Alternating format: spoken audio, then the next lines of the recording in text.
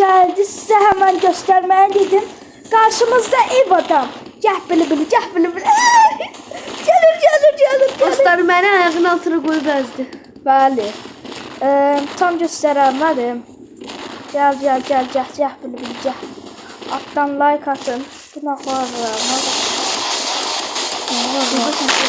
Uy mama. Ay mama. Ay seni.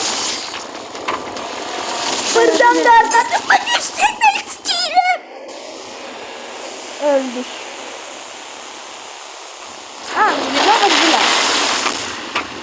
Dayan. Bu biraz bu video tezlik. Size göstermek istedim. Dayanın dostlar. Bu da yine bu biri tutarlız.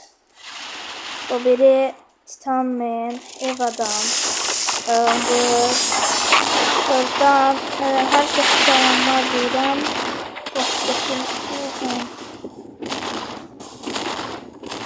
Çok yavaş yürüyor. Aa Mr. Beast. Süt yürüyüşü. Ne burada?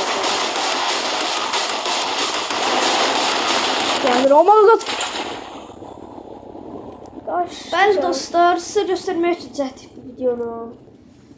Əgər bəyəndinizsə bu karakteri istədiyinizi deyə bilərsiniz. Sağ olun. Sağ olun.